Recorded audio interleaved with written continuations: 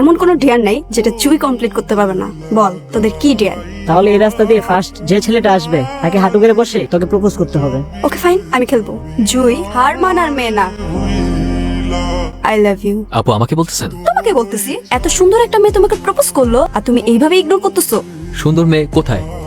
এই ক্যাম্পাসে সব ছেলেরা আমার পিছনে ঘুরে আর তুমি বলতেছো কোন মেয়ে? এই ক্যাম্পাসের সব থেকে সুন্দর মেয়ে আমি। ও আচ্ছা আচ্ছা, ক্যাম্পাসের সব ছেলেরা যদি আপনার পিছনে ঘুরে তাহলে সব ছেলের কমপক্ষে রুচি 3 বেলা খাওয়া উচিত। তাদের মাথায় ঝামেলা আছে।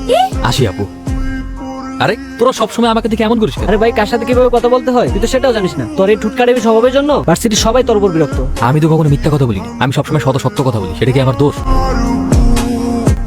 এই ছেলেটা কে রে? একবার সরিও বললো না। আরে তোর তো ভাগ্য ভালো, ওর সাথে তোর কথা হয়নি। কখনো কাউকে ভালো কিছু বলেছে বলে তো আমার মনে হয় না, আর এজন্যই ভার্সিটি কি ওকে পছন্দও করে না। খুব ইন্টারেস্টিং কিন্তু দেখলাম ক্লাসে একা একা বসে, কেউ সাথে কথাও বলে না। হ্যাঁ, কিন্তু ভুলে কথা বলার বা ফ্রেন্ডশিপ করার চিন্তা তুই মাথায় আনিস না। সবাই ওকে ইগনোর করে, তোরও উচিত ওকে ইগনোর করা। আর এমনিতেও আমার মনে হয় না কোনো মেয়ের প্রতি ওর আকর্ষণ আছে বলে। হ্যালো, জি আমি। আমার কলমটা পড়ে গিয়েছে, তো কি হয়েছে? তো উঠিয়ে দিন। আমি কলম উঠাবো? আমাকে কেন উঠাতে হবে? আরো তো অনেকেই আছে, তাই না? ইয়েস স্যার, আমি জানি ক্লাসে অনেক মানুষ, কিন্তু আমি চাই কলমটা আপনি উঠান। ভালো থাকবেন আপু, আসি। এখানে থাকলে হয়তো কলম উঠাতে আমার পড়াশোনা আর হবে না। হ্যাঁ, গাধা নাকি আমি? আপু, এই গাধার বাচ্চা নাম্বারটা দিত, ওর লাইফ আমি হেল্প করে দিব। ঠিক আছে, লে। হ্যালো, আসসালামু আলাইকুম। কে? আমি তা তো জানি, কিন্তু কে আপনি? আমার পরিচয় জেনে আপনার কি হবে? আপনি আপনার পছন্দ মতো আমাকে একটা নাম দিয়ে দিন না। আশ্চর্য, আমি তো আপনাকে চিনি না, নাম কি করে দিব? চেনেন না চিনে যাবেন, কথা বলতে থাকেন, আস্তে আস্তে এমনিই চিনে যাবেন। আমি একজন অপরিচিত মেয়ের সাথে কেনই বা কথা বলবো? কারণ পরিচিত কেউ তো আপনার সাথে কথা বলে না। বাবা ডেকেছো? তুমি নাকি বডিগার্ডদের তোমার সাথে ভার্সিটিতে যেতে নিষেধ করেছো?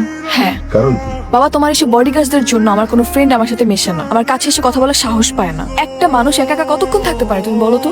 অনেক তো হয়েছে বাবা, অনেক হয়েছে। আমাকে চাপ দেয়ালের মধ্যে অনেক বন্দি করে রেখে আমি তো বড় হয়েছি, এবার একা ছাড়ো। চাঁদেল বলতে তুমি কি বুঝাচ্ছো? তোমাকে তো আমি বন্দি করে রাখিনি, না তো তোমাকে কোথাও যেতে নিষেধ করছি। আমার মেয়ের লাইফ যাতে রিস্কে না পড়ে এই জন্য বডিগার্ড রেখেছি। আর বডিগার্ড রাখাটা আমাদের পারিবারিক রীতি।